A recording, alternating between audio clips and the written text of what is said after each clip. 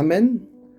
Jean chapitre 8, verset 32 nous dit, vous connaîtrez la vérité et la vérité vous affranchira.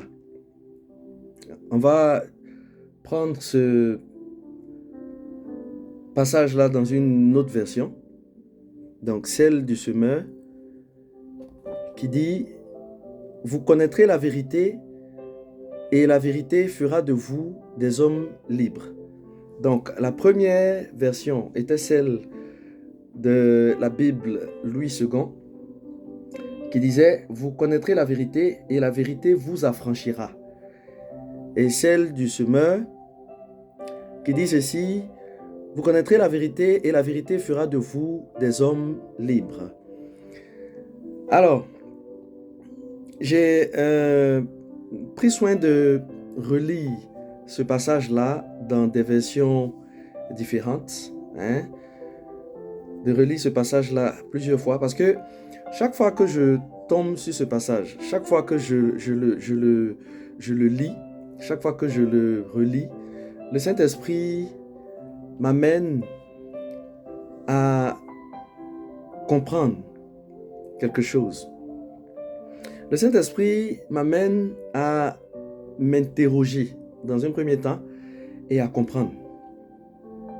Alors, en lisant ce passage-là, je me dis, mais si ce passage dit, vous connaîtrez la vérité, ça veut dire que quelque part, il y a quelque chose à savoir. Il y a quelque chose qui est caché.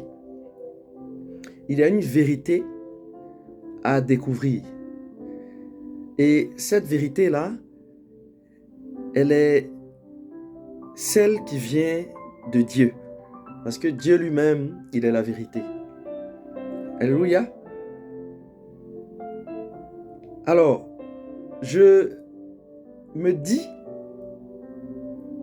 que cette vérité-là, nous devons la découvrir. Et quand je regarde ce verbe ici qui est utilisé, le verbe connaître, je regarde ce verbe-là et je regarde aussi le temps de conjugaison de ce verbe. Ce verbe-là, qui est le verbe connaître,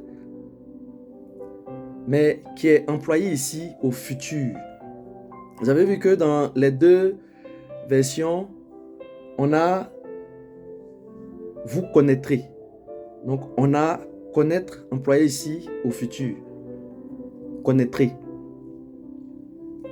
Amen. Dans la version Louis II, on a connaîtrez. Dans la version du semeur, on a également connaîtrez. Donc, quand je m'arrête sur ce verbe, sur le temps de conjugaison de ce verbe, le Saint-Esprit m'amène à comprendre que ce que nous devons connaître, cette vérité que nous devons connaître là, elle est à connaître dans le futur. Alléluia. C'est pas quelque chose d'immédiat. Vous connaîtrez. La Bible nous dit dans Jean 8, 32, vous connaîtrez la vérité. Vous connaîtrez. La Bible ne dit pas vous connaissez la vérité, mais elle dit vous connaîtrez la vérité. Alors, le Saint-Esprit m'amène à comprendre qu'il s'agit ici de quelque chose qui va se dérouler ou qui doit se dérouler, qui doit arriver dans le futur. C'est pas maintenant, dans le futur. Ben, en même temps que l'Esprit de Dieu m'amène à m'interroger et à comprendre cela, il m'amène aussi à comprendre que il y a quelque chose de caché. Il y a quelque chose de caché.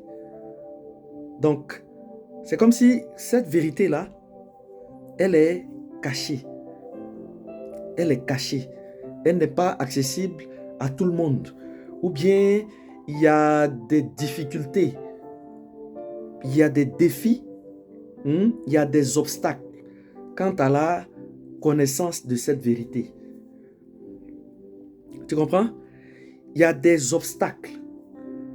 Il y a des obstacles. Il y a comme des barrières sur le chemin qui va donc mener à la connaissance de cette vérité-là.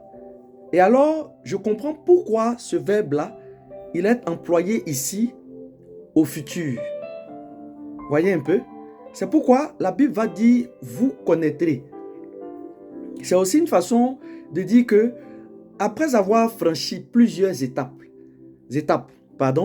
après avoir franchi plusieurs difficultés, après avoir franchi plusieurs obstacles, c'est ce que je voulais dire, après avoir franchi plusieurs obstacles, vous accéderez finalement à la vérité, à cette vérité-là qui vient de Dieu. Vous connaîtrez la vérité. C'est comme si quelqu'un te dit le temps, ou alors au moment opportun, au moment favorable, au temps favorable, tu vas connaître cette vérité-là. Alléluia. Tu vas connaître cette vérité. Mais si les Écritures, si la parole de Dieu nous dit ceci, j'insiste encore, c'est parce que cette vérité-là n'est pas facile d'accès. Elle n'est pas facilement accessible.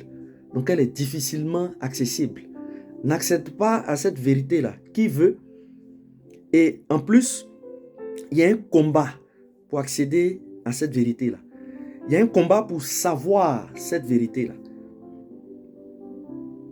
Amen. Il y a un combat. Il y a un chemin un chemin avec des obstacles pour arriver à cette vérité. Un chemin qui est parsemé d'embûches pour accéder à cette vérité. Amen. Alors, donc, l'Esprit de Dieu aidant, voilà un peu comment il me pousse à m'interroger, à recevoir des réponses de sa part et à comprendre. Et donc, je comprends que la vérité venant de Dieu, je vais la connaître dans l'avenir. Ou alors, je vais la connaître chemin faisant. Merci Seigneur. Je vais la connaître chemin faisant. Je connaîtrai cette vérité-là. Je vais accéder à cette vérité-là. Certainement, en lisant la Bible de façon régulière. Je vais accéder à cette vérité en lisant la Bible de façon régulière, en revenant à la lecture de la Bible et en entrant dans cette routine-là de lecture quotidienne de la parole. De lecture quotidienne de la parole. Je vais accéder à cette vérité-là quand j'aurai, par la grâce de Dieu, et aussi avec mes efforts, en faisant ma part, surmonter tous les obstacles, toutes les difficultés. Amen. Et lorsque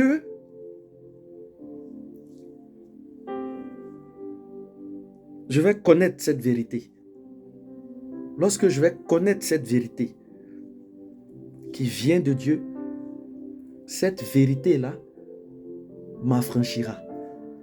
La version Louis II dit « Et la vérité vous affranchira. » Alléluia. Alors, on remarque ici encore un autre élément très important qui vient confirmer, par lequel le Saint-Esprit vient confirmer ce que je disais tantôt en parlant de vérité. J'ai dit vérité qui vient de Dieu, parce que Dieu lui-même, il est la vérité. Alléluia. Alors, si vous vous arrêtez un peu à l'article ici, là, la Bible ne dit pas, vous connaîtrez une vérité qui est indéfinie, parce que c'est un article indéfini, une. Mais la Bible utilise ici un article défini, là. Vous connaîtrez la vérité. Ce qui veut dire que c'est précis là, c'est spécifique. Vous connaîtrez la vérité et la vérité vous affranchira. Alors, lorsque je vais accéder à cette vérité-là m'affranchira. Et la version du semeur vient expliquer ce que signifie affranchira. Et on constate encore ici que ce verbe-là, il est employé au futur. Alors, la version du semeur va dire ici, et la vérité fera de vous des hommes libres. C'est pourquoi quand tu vas lire ta Bible, quand tu lis ta Bible, autant que faire se peut, est plusieurs versions, au moins 2 versions. Ça aide aussi à comprendre. Donc, la version du semeur vient expliquer le verbe affranchir qui est employé également au futur. Pardon? Et qui dit affranchira. La vérité vous affranchira. Amen. L'autre version va nous expliquer cela en disant et la vérité fera de vous des hommes libres. Frères et sœurs, ce que le Saint-Esprit m'amène à faire ressortir aujourd'hui, c'est que il y a la vérité. Il y a la vérité. Il n'y a pas une vérité, mais il y a la vérité. Et cette vérité-là, lorsque nous allons la connaître, cette vérité-là va nous affranchir. Elle fera de nous des hommes libres. Alors, dans libre ici, l'Esprit de Dieu va me faire voyager. Et il va également m'aider à comprendre. En m'expliquant que dans libre, il y a tout ce que nous recherchons. Il y a tout ce que nous recherchons. Mais avant de parler de ce que nous recherchons, il y a d'abord notre croissance spirituelle, notre marche avec Dieu. Amen. Il y a ce que Dieu a prévu que nous devons devenir sur cette terre, selon son plan parfait pour nous. Il y a ce qu'il a dit. Lorsqu'il nous a appelés à exister, il a tracé un chemin de paix et de bonheur pour nous. Amen.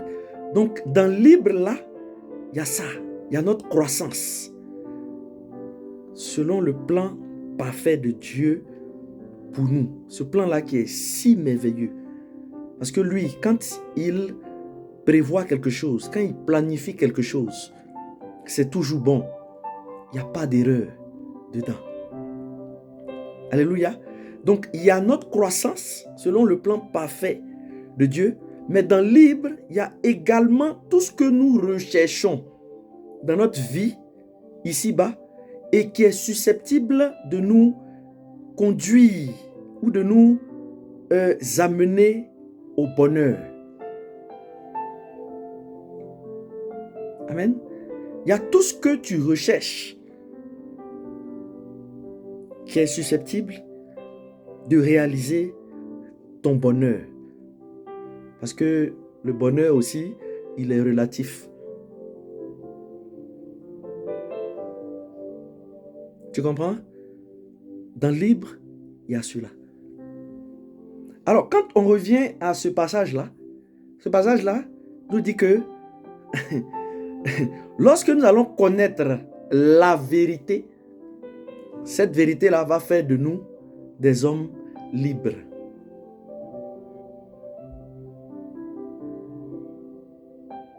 Alors, quand cette publication-là sera terminée,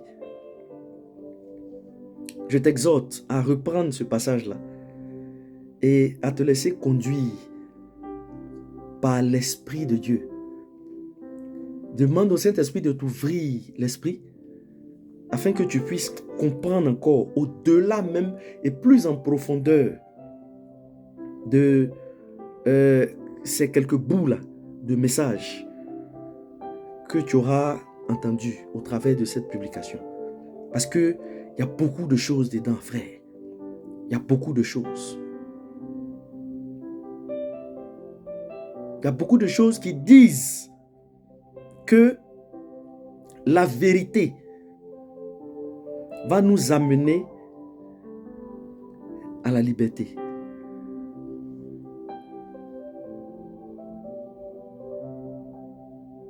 Et alors, parce que nous serons libres, nous obtiendrons tout.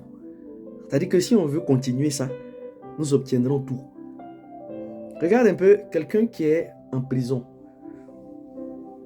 Quelqu'un qui est privé de liberté. Il n'a plus de vie. Ramasakaraba. Il n'a plus de vie. Amen. Ce qui veut dire que si la Bible, si ce passage-là parle de liberté, ce qui est caché, la révélation qui est cachée dans la liberté, là, ça veut dire que à cause de la connaissance de la vérité, à cause de la connaissance de la vérité, nous allons retrouver la vie. Nous allons retrouver la vie. C'est comme si nous sommes emprisonnés. Amen. C'est comme si nous sommes emprisonnés. Alors, il faille qu'on puisse accéder à la vérité pour que cette vérité-là fasse de nous des hommes libres. Alléluia. Alors, je prie afin que l'Esprit de Dieu t'aide à comprendre davantage. Il y a plusieurs révélations. Il y a des choses cachées dans ce passage. Afin qu'il t'aide à aller encore plus en profondeur et recevoir de la part de Dieu tous ces détails-là qui sont liés à ce passage. Alors, cette vérité-là, elle est en grande partie contenue dans la Bible. Elle est en grande partie contenue dans la parole de Dieu qui est matérialisée, si tu veux, par ces écritures-là, bibliques. Elle est matérialisée par ces écritures. En grande partie, cette vérité-là, elle est à portée de nous. Elle est à portée de nous. Elle est à portée de main. C'est-à-dire que c'est rendu physique au travers de la Bible. C'est rendu matériel au travers de la Bible. Donc, en grande partie, quand nous allons revenir à la lecture quotidienne de la parole, nous allons commencer à accéder à cette vérité-là. Et alors, celle-ci fera de nous des hommes libres. Amen. Alors, puisque les forces du mal, parce qu'il faut que tu saches qu'on vit, que nous vivons dans un monde où il y a deux forces en présence. Peut-être qu'on t'a dit qu'on vit dans un monde où tout va bien. Et d'ailleurs, là-dessus, la plupart des personnes n'aiment pas entendre ce genre de message. Parce que ces personnes-là aiment seulement s'arrêter au réel. C'est-à-dire, c'est ce que je vois, c'est ce que je constate. C'est tout. Je vis dans le monde et c'est tout ce que je vois là, c'est tout ce qui existe. Non, frère, tu te trompes. Non, il y a d'autres réalités. Il y a d'autres réalités. On va commencer par te parler de réalité spirituelle. Il y a d'autres réalités. Alors, il ne faut pas ignorer ça. Parce que quand tu ignores ça, ça te fait du bien. Ça te permet de déplacer les problèmes. Ou ça te permet de te sentir bien ou dans. Mais en réalité, comme je l'ai dit là, tout à l'heure, tu ne fais que déplacer les problèmes. Ignorer l'existence de certaines choses ou du monde spirituel, ça ne t'aide pas. Ça ne fait que déplacer les... Il est bon que tu saches pour recevoir les armes, les stratégies, les moyens, pour que tu deviennes comme... que tu ne vives pas comme un profane, comme quelqu'un qui est là et puis qui pense peut-être que nous sommes dans un conte de fées là, une histoire de fées qui se termine par et il vécut heureux et il eut beaucoup d'enfants. Non, nous vivons dans un monde où il y a deux forces en présence. Alors, pour revenir à notre sujet, c'est que les forces du mal, sachant que la vérité, donc la lecture de la parole, fera de toi et de moi des hommes libres. Les esprits du mal vont tout faire pour t'empêcher. C'est pourquoi dans la première publication, j'ai simplifié les choses en disant que très souvent, quand tu veux lire ta Bible, tu reçois des pensées qui te disent que ce n'est pas utile, que ce n'est pas important. Aujourd'hui, on pousse un peu. On va employer les termes qu'il faut. L'Esprit de Dieu va nous permettre d'employer les termes qu'il faut. Les esprits du mal vont t'empêcher. La réalité, c'est que ils vont t'empêcher par toutes sortes de moyens. Ils vont t'empêcher. Que ce soit pour te mettre des pensées, pour te dire que ce n'est pas important, ce n'est pas utile, c'est boring, qui veut dire inintéressant en français. Ou même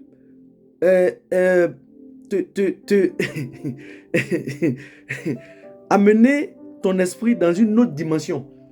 Au moment où tu t'apprêtes même à ouvrir ta Bible, que ce soit par ces moyens-là ou par tout autre moyen que ceux-là savent, ils vont t'empêcher de pouvoir accéder à la lecture de la Bible. Ils vont faire de sorte que tu ne puisses pas connaître la vérité. Que tu ne puisses pas connaître la vérité. Parce que ils ont la clé de la prison qui maintient l'homme X ou bien Y,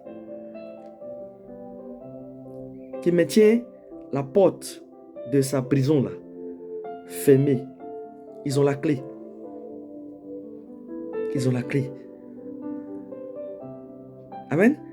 C'est pourquoi je te dis qu'il ne faut pas que tu ignores que nous vivons dans un monde où il y a deux forces en présence. Il y a le bien et il y a le mal.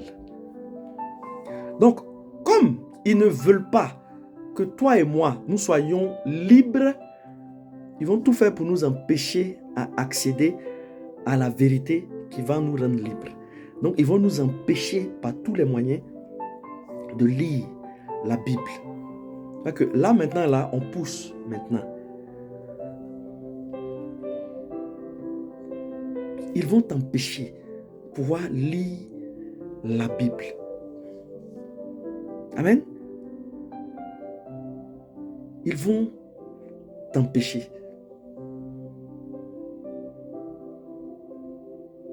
Alors, aujourd'hui, Dieu m'envoie te partager quelque chose. Très souvent, tu entends, on te dit, avant de lire la Bible, il faut prier. Avant de lire la Bible, il faut prier d'une manière ou d'une autre. Frère, ce n'est pas faux. Ce n'est pas faux. Mais tu n'as pas besoin de faire une longue prière ou de te mettre dans des dispositions assez spéciales ou particulières, je ne sais pas quoi. Tu n'as pas besoin. Il y a des choses simples que je vais te partager ici. Des choses simples. Tellement simples. Alors, pour t'empêcher de lire la Bible, pour t'empêcher d'accéder à la vérité, dans le but que tu restes toujours emprisonné, dans le but de te priver de liberté, d'une façon ou d'une autre, en plus de t'enlever l'envie de lire la Bible, et ça si tu veux, c'est le stade zéro, c'est l'envie, tu n'as pas envie. Donc en plus de t'enlever cette envie-là, ce goût de la lecture, de la parole, ils vont t'empêcher avec des moyens encore plus subtils. Des moyens encore plus subtils, mais des moyens encore plus, je ne sais pas si je peux dire plus fort ou plus important que l'envie ou le goût de lire la Bible. C'est-à-dire, ils vont utiliser maintenant quelques armements assez lourds, pour parler comme ça, ou quelques techniques là assez fortes, quelques moyens assez forts pour t'empêcher. Donc ils vont t'empêcher. Alors j'insiste ici sur empêcher, pour que tu mettes dedans ou pour que tu penses à tout ce que l'Esprit de Dieu va te mettre dans l'esprit qui est empêchement de lire la Bible. Alors, on va prendre un passage. On va prendre un passage pour partager quelque chose de simple que tu dois faire avant d'ouvrir ta Bible. Quelque chose de simple que tu dois faire avant d'ouvrir ta Bible. Et tu vas voir que ce passage-là, va venir confirmer beaucoup de choses. Va venir confirmer beaucoup de choses et va venir attester ce que je t'ai dit plus haut. Amen. Alors, c'est celui de 2 Corinthiens, chapitre 10, verset 5. 2 Corinthiens, chapitre 10, verset 5. Qui dit, nous renversons les raisonnements et toute hauteur qui s'élève contre la connaissance de Dieu et nous amenons toute pensée captive à l'obéissance de Christ. Excusez-moi.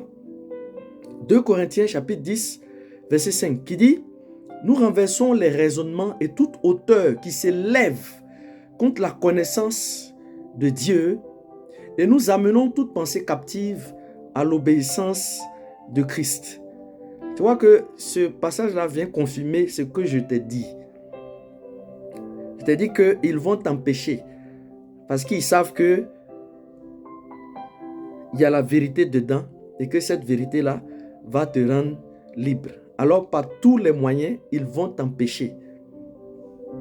Ils vont t'empêcher. Regarde, ce passage-là dit ici, les raisonnements et toute hauteur qui s'élève contre. Qui s'élève contre. Tu comprends? Qui s'élève contre la connaissance de Dieu. Parce que lis la Bible ici, nous l'avons dit dans les publications passées, ça va nous aider aussi à connaître Dieu. Dieu va se faire connaître à nous. Il va se révéler à nous. Donc eux, ça ne les arrange pas. Pour faire plus simple. Donc, ils vont s'élever contre la connaissance de Dieu. Mais en plus de s'élever, ce qu'ils vont faire encore, qui rentre dans un péché, tout ça là, ça rentre dans un péché. Ce qu'ils vont faire, c'est qu'ils vont rendre nos pensées captives. Ça se passe en esprit, frère. Lorsque je parle de prison, je parle de ceci, ça se passe en esprit. Tout se passe là. Ils vont rendre nos pensées captives. Ils vont rendre nos pensées captives. C'est pourquoi ce passage-là de 2 Corinthiens 10, verset 5, va dire, nous renversons les raisonnements et toute hauteur qui s'élève contre la connaissance de Dieu et nous amenons toute pensée captive à l'obéissance de Christ. Alors, ce que je veux te partager, le secret qu'il m'envoie te donner aujourd'hui, avant que tu n'ouvres ta Bible, c'est de t'appuyer sur ce passage-là. De t'appuyer sur ce passage-là. Et puis, prier. Fais ta petite prière en 2 mots. En 2 mots. C'est pas long. Même s'il y a comme 1-2 phrases et demie dedans, c'est pas long.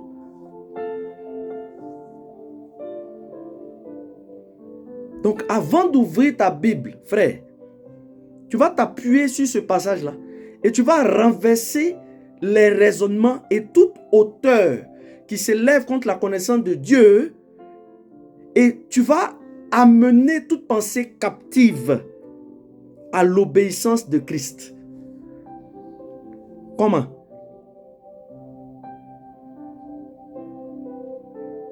Tu peux tout simplement dire, ce n'est pas une récitation, laisse-toi conduire par le Saint-Esprit. Appuie-toi sur cette parole et laisse-toi conduire par le Saint-Esprit. Frère, la meilleure prière, c'est celle dans laquelle on se laisse conduire par l'Esprit. Ce n'est pas les récitations. Ce n'est pas ça. Ça n'a rien à voir.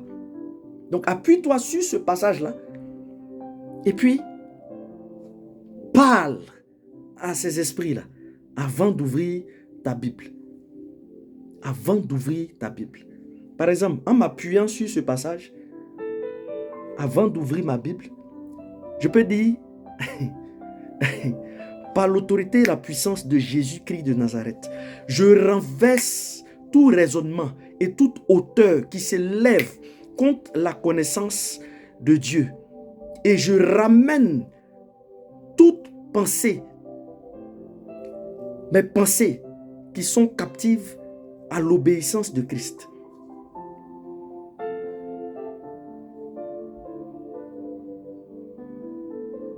Et l'Esprit de Dieu peut m'amener encore à prier encore d'une autre façon. À prier encore d'une autre façon. Parce que très souvent, ce qui se passe, c'est que les forces du mal vont faire voyager nos pensées. C'est-à-dire que nos pensées vont vagabonder. C'est-à-dire, au moment où tu t'apprêtes même à ouvrir la Bible, là, c'est là que tu penses à d'autres choses. Il y a un vagabondage, c'est-à-dire il suscite un vagabondage de pensée. Tu penses à autre chose. Tu penses à ce que tu vas manger là, aujourd'hui. Tu penses à ce que tu as fait hier. Tu penses à ce que tu vas faire demain.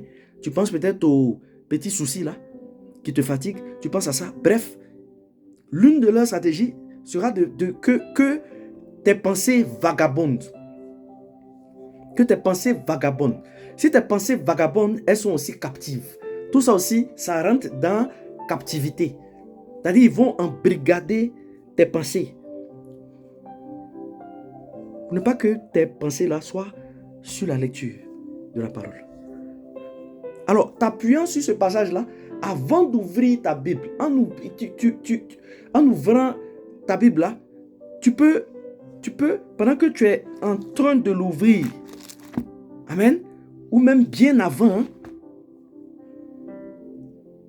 tu peux dire, par l'autorité et la puissance de Jésus-Christ de Nazareth, vous, démons, esprits méchants, qui vous élevez contre ma connaissance de Dieu ou contre le fait que je doive lire la Bible et qui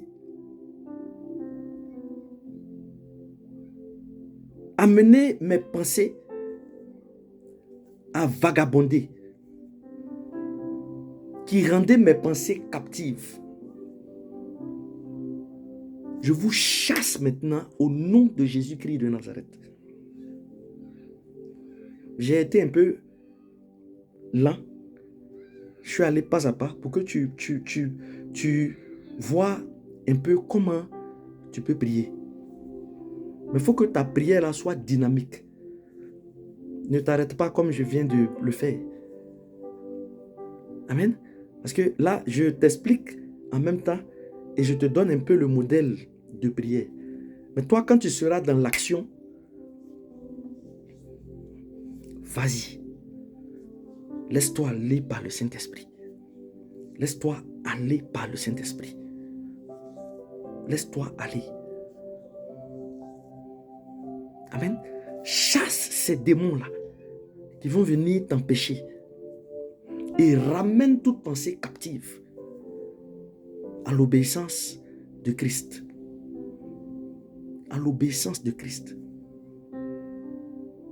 Vous démons qui m'empêchez de lire la Bible et qui rendez mes pensées captives, je vous chasse au nom de Jésus-Christ de Nazareth et je ramène toutes mes pensées à l'obéissance de Christ. Au nom de Jésus. C'est tout, frère. Que la gloire soit donnée à Dieu. Alors, c'est ce qui m'a donné de te partager aujourd'hui. Donc, avant d'ouvrir ta Bible, au moment même où tu veux entrer dans la lecture de la parole, de la Bible, appuie-toi sur ce passage de 2 Corinthiens 10, verset 5. Appuie-toi sur ce passage, laisse-toi conduire par le Saint-Esprit et chasse ces esprits-là, toutes ces forces du mal-là,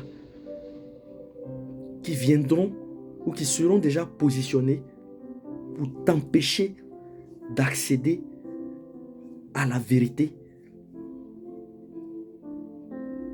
qui est importante ou dont la connaissance fera de toi un homme libre. Que Dieu nous bénisse. Amen.